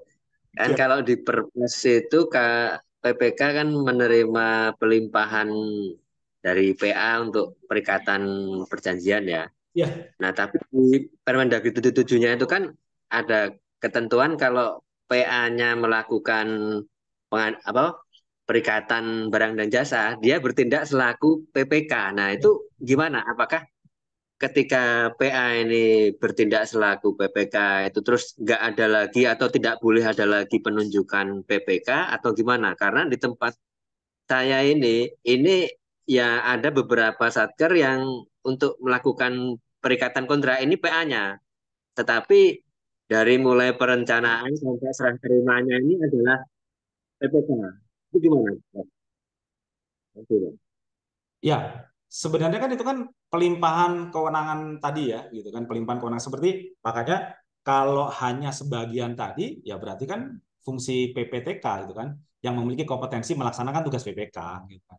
Nah, tetapi kembali lagi sebenarnya kan tidak, memang di Permendagri 77 kan tidak diatur gitu kan terkait dengan pelimpahan kepada pejabat komitmen kan tidak ada.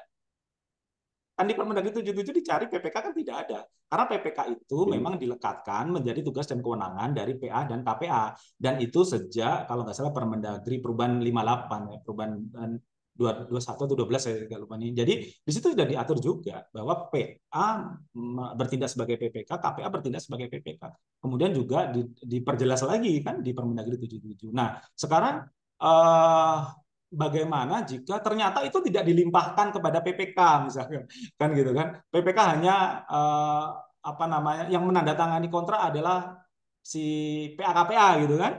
Nah sebenarnya Ya, pendelegasian itu kan kalau tidak ada di Permendagri 77 pendelegasian itu kan diatur di peraturan perundang-undangan lain apa di Perpres 12 kan diatur gitu kan. ya, Dan PA-KPA dapat melimpahkan kewenangan di antaranya gitu kan. Nah berarti kan ya, kalau memang tidak mau dilimpahkan ya nggak apa-apa gitu kan. Ya nggak apa-apa. Berarti kan diatur di situ. Memang terkait dengan perikatan itu ya tidak dilimpahkan kepada PAKP, kepada PPK kan gitu kan. Ya kan ini boleh-boleh saja. Karena kan dipisahkan. Tetapi kan jadi aneh manakala pejabat pembuat komitmen yang memiliki nama komitmen tidak menandatangani komitmen. Kalau saya ya, cenderungnya kepada siapa? Ya kepada PPTK gitu kan. Nah, PPTK itu yang memiliki kompetensi tadi ditugaskan melaksanakan tugas PPK. Dia hanya membantu siapa PAKPA, siapa PPK-nya, ya PAKPA. Dia hanya melaksanakan tugas PPK yang apa saja yang ada di A sampai M tadi, kecuali menandatangani SPBJ, kecuali menandatangani kontrak, gitu kan. Bagaimana pelaksanaan pengendalian kontrak juga dia kan juga terlibat, gitu kan. Bisa nanti sebagai PPTK itu dijadikan wakil sahnya PPK misalkan di lapangan, gitu kan, dalam pelaksanaan kontraknya kan bisa saja. Jadi kalau dikatakan boleh atau tidak, misalkan ada PPK, berarti ada ditetapkan PPK tapi tidak tanda kontrak, kan ini boleh saja. Karena di Peraturan Presiden 12 2021, di situ kan KPA dapat melimpahkan kewenangan di antaranya kan itu tadi, ya kan. Jadi boleh saja misalkan sudahlah yang tanda tangan kontrak saya saja, kamu yang melaksanakan ini. Tapi kan kembali lagi terkait dengan dokumentasinya bagaimana, silakan diatur. Ini yang menetapkan siapa. Nah, ya kan? Ini yang PPK-nya, PPK berarti PPK-nya sebatas mana itu kan harus jelas ya. Seperti kayak PPTK melaksanakan tugas PPK sama PPTK yang ditetapkan sebagai PPK. Ini kan juga dua hal yang berbeda. Karena kalau PPTK melaksanakan tugas PPK, sebenarnya PPK itu siapa sih sebenarnya? Kan PA-KPA. Kalau PPTK melaksanakan tugas PPK. Gitu kan? Tetapi manakala PPK ini adalah ditugaskan dipelimpahi kewenangan sebagai PPK atau staf sebagai PPK, berarti kan dia apa namanya silakan diatur saja kewenangan mana yang dilimpahkan gitu kan. Nah, itu kan ada di Perpres. Jadi kalau tidak ada di Permendagri 77, nah berarti boleh kan mengikuti pelimpahan yang ada diatur di Perpres 12 tahun 2021. Kayak gitu, Mas. oke. Ternuan, Prof. Siap. Baik, ini masih ada banyak pertanyaan, Pak. Dari Pak Mantawa, dalam hal adanya penugasan PPTK untuk melaksanakan tugas PPK mulai dari huruf A sampai dengan huruf M sesuai dengan ketentuan, bagaimana halnya dengan akun dalam aplikasi Sirup dan SPSE? Mengingat hanya ada akun PA, KPA, dan PPK dan tidak ada akun PPTK. Sedangkan PPTK ditugaskan untuk menjalankan tugas PPK. Apakah dalam hal ini harus dibuatkan akun PPTK atau PPTK diberikan akses untuk menggunakan akun PPK dan dirangkap oleh PA-KPA? Mohon pencerahannya. Iya, kembali lagi Bapak Ibu, kalau melaksanakan tugas PPK itu sebenarnya PPTK itu bukan PPK. PPTK itu ya dia hanya melaksanakan tugas membantu gitu loh. Jadi kalau menurut saya penetapan-penetapan itu semuanya ada di PPK. Ya kan? Jadi yang menetapkan, tetapi yang menyusun semua dokumen itu disusun secara keahlian oleh PPTK tadi karena memiliki kompetensi tadi. Kalau bisa bicara bagaimana terkait usernya, ya usernya adanya user PPK, ya itu usernya PA-KPA gitu. Sebagai PPK, tidak ada user sebagai PPTK yang melaksanakan tugas PPK. Ya gitu. Tapi secara dokumentasi, secara apa namanya dokumen-dokumen yang disusun itu, yang pastinya yang menyusun siapa? Ya PPTK yang melaksanakan tugas PPK tadi. Tetapi kembali lagi karena PA-KPA-nya adalah PPK adalah PA-KPA-nya itu tadi, ya pasti persetujuan penetapan itu ada di mereka. Kalau saya sih ada di mereka gitu kan. Tetapi penyusunan itu ada di PPTK. Mungkin gitu. Baik, berikutnya dari Pak Aryo.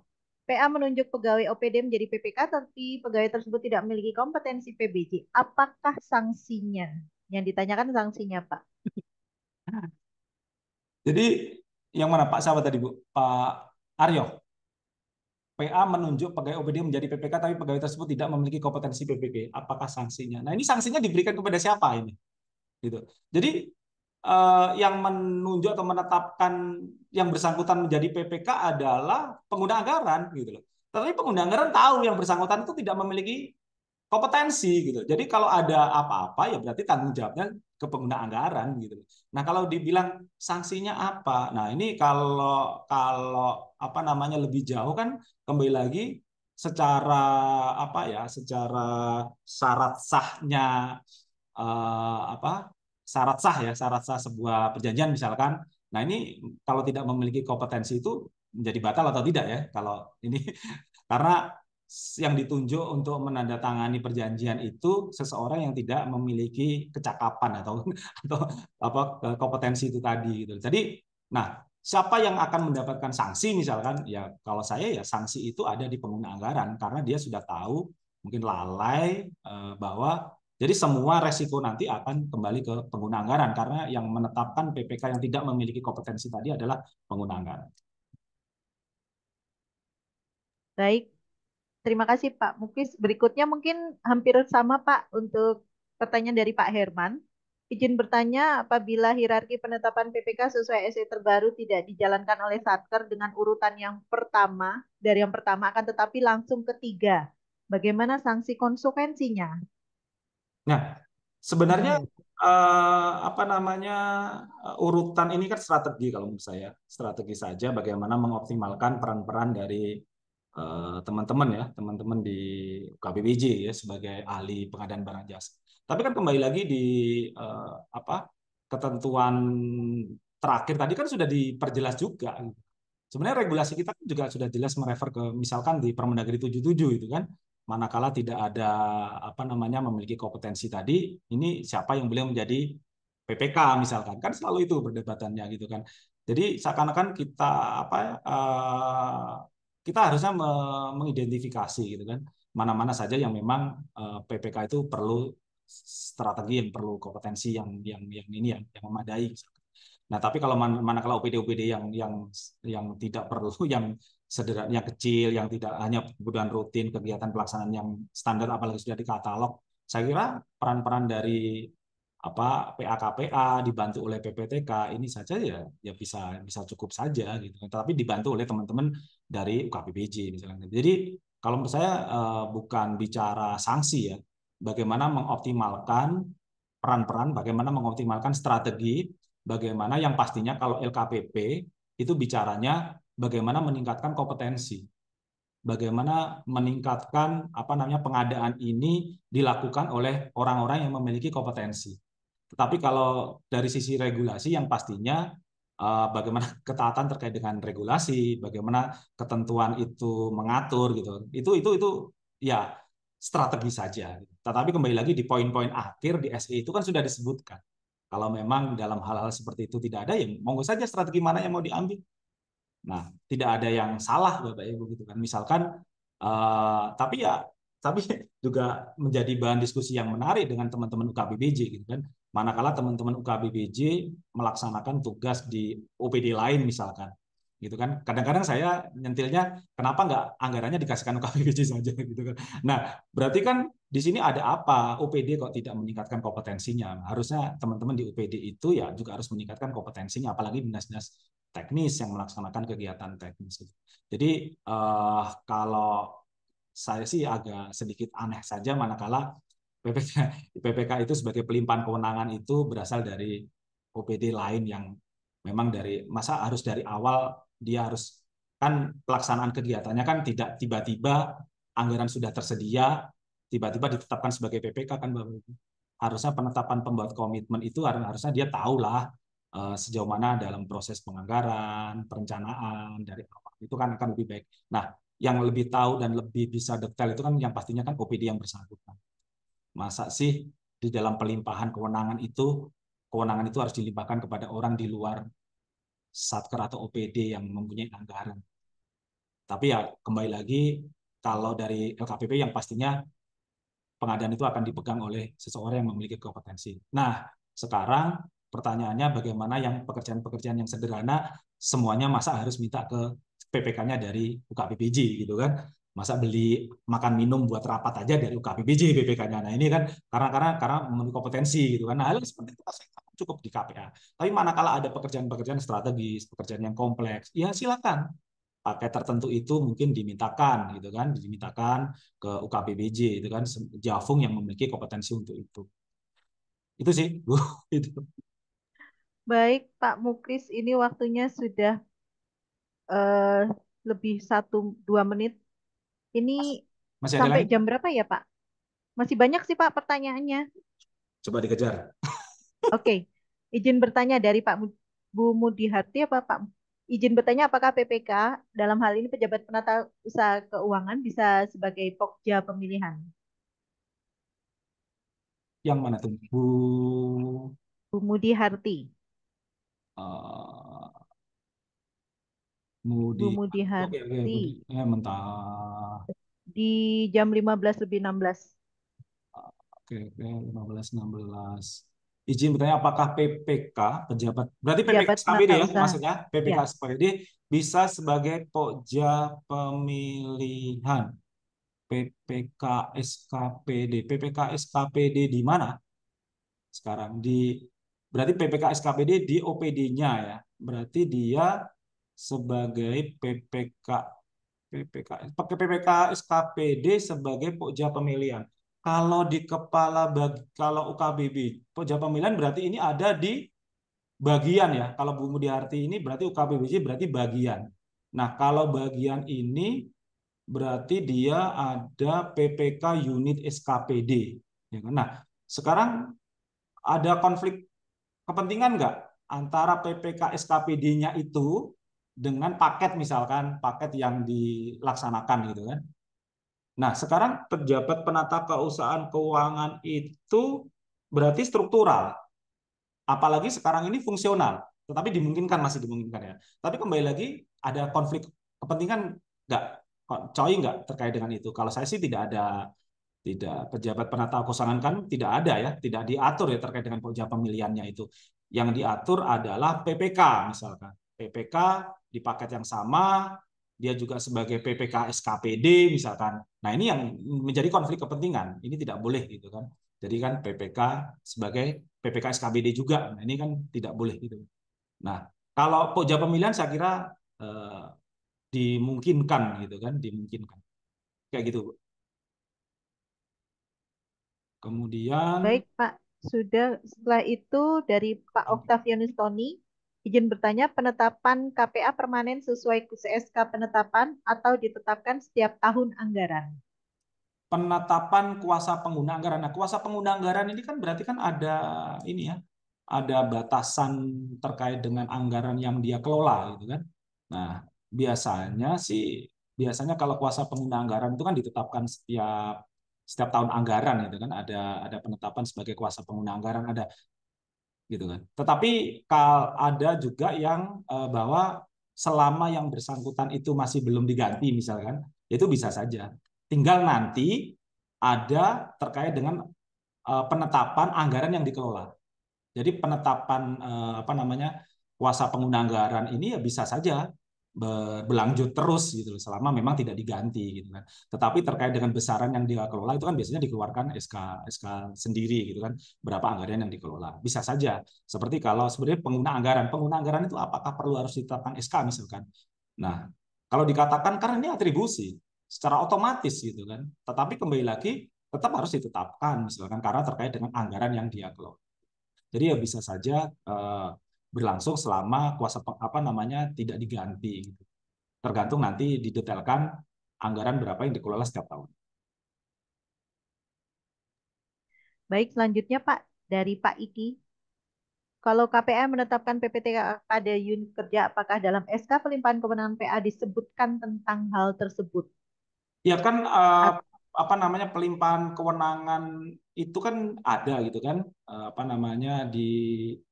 di Permendagri 77 ya, itu silakan aja di copy itu bahwa kewenangan dari kuasa pengguna anggaran yang dilimpahkan adalah untuk menetapkan sebagai PPT. Kan ada di Permendagri 77 diatur bahwa kuasa pengguna anggaran dapat menetapkan PPT. Baik, dua lagi Pak. Dari Bu Anis atau Pak Anis. Ada PA yang mendelegasikan semua paket pekerjaan sampai dengan 50 miliar kepada PPK yang hanya staf, yang belum pernah menjadi PPK. Ya, Pertanyaannya? Ya maksudnya ini ada pelimpahan kewenangan untuk paket pekerjaan sampai dengan 50M kepada PPK gitu kan. Nah, kembali lagi sih sebenarnya pelimpahan ini bukan dalam rangka menghindari resiko gitu kan. Jadi seyogyanya memang itu tadi diidentifikasi gitu kan, sejauh mana sih kemampuan terkait dengan pelaksanaan pengadaan ini. Misalkan kalau itu mau dilimpahkan kepada PPK gitu sebenarnya ya tidak ada larangan gitu kan. Tetapi kembali lagi ya harus didukung, jangan hanya dilimpahkan saja, didukung dengan anggaran, didukung dengan dukungan tim teknis, tim ahli untuk mendukung PPK ini. Bukan asal anggarannya sekian lah, nggak ada dana dukungan, tidak ada tim yang harus dibentuk, sudah kamu jalan sendiri. Nah ini kan jadi masalah gitu kan. Jadi kalau menurut saya sih boleh atau tidak ada larangan kan, boleh-boleh saja. Tetapi kembali lagi misalkan ada KPA, misalkan KPA-nya tidak ngapa-ngapain, tenang aja, memang tujuannya untuk melimparkan resiko. Nah ini yang harusnya memang ditingkatkan itu ya kompetensi si KPA tadi gitu kan. Harusnya ya teman-teman yang menjadi pejabat itu ya harus memiliki kompetensi tadi gitu kan, minimal sertifikat PBJ dasar lah, paling tidak kan memahami tentang pengadaan barang jasa, karena di dalam pelaksanaan kegiatan kita sehari-hari BAK PA, KPA itu kan pasti tidak jauh dari pelaksanaan pengadaan barang jasa. Jadi kalau memang mau dimandatkan atau dilimpahkan kepada PPK yang staf tadi misalkan, ya, tolong identifikasi bagaimana sejauh mana kemampuan dari PPK ini, dan juga didukung gitu kan, didukung dengan biaya sehingga PPK tadi bisa yakin gitu kan di dalam melaksanakan karena sudah ada dukungan dari sisi penganggaran dan dari sisi keteknisan. Baik Pak, satu lagi. PA Kepala Dinas, KPA Kabid, PPTK Kasih. Bolehkah yang jadi PPK staff? Saya selalu bilang bukan boleh atau tidak boleh, memang tidak ada larangan gitu. Tapi kembali lagi ya ini kan pelimpahan gitu kan, pelimpahan kewenangan gitu kan. Masa staf tiba-tiba harus jatuh. Nah, khawatir saya staf ini dalam rangka melemparkan resiko gitu loh, supaya PA, KPA, Kasih tadi tidak terkena resiko gitu kan, selalu dikatakan resiko pengadaan barang jasa gitu. Jadi bukan dalam rangka itu untuk pelimpahan kewenangan ini gitu. Jadi ya tidak ada larangan, tapi saya sih tidak sepakat. Kecuali memang hal-hal yang strategis, yang kompleks, yang teknis karena dibutuhkan keahlian, silakan saja monggo. Baik, Sudah ya Bapak Ibu, semua sudah terjawab. Yang raise hand juga sudah. Baik, terlebih dahulu mungkin informasi dari MSTC, mungkin dari Pak Muklis sendiri Baik, atau dari Pak Muji. Pak Muji, monggo. Pak Muji, silakan Pak Terima Muji. kasih Bu Teresia dan Pak Muklis atas presentasi hari ini sehingga menambah wawasan teman-teman kita. Tapi tampaknya selalu menjadi bahan yang tidak habis-habisnya. Tapi nggak apa-apa lah. Jadi kalau hutan sebagian sudah terjamah ini. Ya, mudah-mudahan ini kita mengetahui secara detail mengenai PA KPA sehingga tidak sembrono diberikan pada pelaksana dan sebagainya untuk menjadi peran-peran PA KPA tadi. Demikian Bapak Ibu, semoga kegiatan kita selalu bermanfaat. Nanti Jumat depan kita akan membahas mengenai KPBU ya di hari Jumat. Silakan hadir. Demikian saya kembalikan kepada Bu Teresia. Terima kasih. Wassalam. Terima kasih Pak Muji. Baik, berikutnya adalah closing statement dari Pak Muklis. Disilakan. Siap. Terima kasih Bu. Saya Pak Bu Teresia ya. Terima kasih Bapak Ibu semuanya. Ya, diskusinya itu selalu menarik gitu kan. Sebenarnya kegalauan-kegalauan itu sebenarnya sudah ada terjawab gitu. Kalau bicara dari sisi regulasi itu sudah clear, sudah ada semua gitu kan. Tapi kembali lagi kompetensi itu penting gitu kan. Kompetensi itu juga harus dikombinasikan itu tadi dengan kewenangan yang ada gitu loh. Jadi kewenangan itu didelegasikan atau dilimpahkan bukan dalam rangka menghindari resiko atau melimpahkan resiko kepada orang lain gitu kan. Bagaimana kita membagi tugas yang kita laksanakan sehingga tugas yang kita laksanakan bisa berjalan efektif, efisien dan lebih baik kan gitu kan. Jadi mungkin itu jadi mari kita tingkatkan kompetensi supaya apa namanya? Supaya apa ya Teresa ya? Supaya kita apabila Supaya semakin ke berikan depan. amanat untuk mendapatkan pelimpahan delegasi atau sebagai mendapatkan kewenangan atribusi, maka kita sudah siap untuk melaksanakan, bukan hanya mencari alasan untuk melimpahkan kepada orang lain. Mungkin itu, terima kasih. Mohon maaf jika yang saya sampaikan ada kesalahan atau menyinggung Bapak Ibu semuanya. Terima kasih atas diskusinya. Saya kembalikan ke Teresa. Baik, terima kasih Pak Muklis. Bapak Ibu sekalian, sampailah kita pada penghujung acara. Terima kasih atas perhatian dan partisipasi Bapak Ibu semua untuk hadir dan melaksanakan Zoom meeting ini dengan penuh perhatian dan juga semangat untuk berbagi dan bertanya. Terima kasih kepada MSTC yang selalu mengusahakan peningkatan kapasitas dari para pelaku PBJ melalui kelas-kelas daringnya. Terima kasih kepada Pak Muklis. Sebagai moderator, kami mohon maaf apabila ada hal-hal yang kurang berkenan. Kami akhiri. Wassalamualaikum warahmatullahi wabarakatuh. Waalaikumsalam.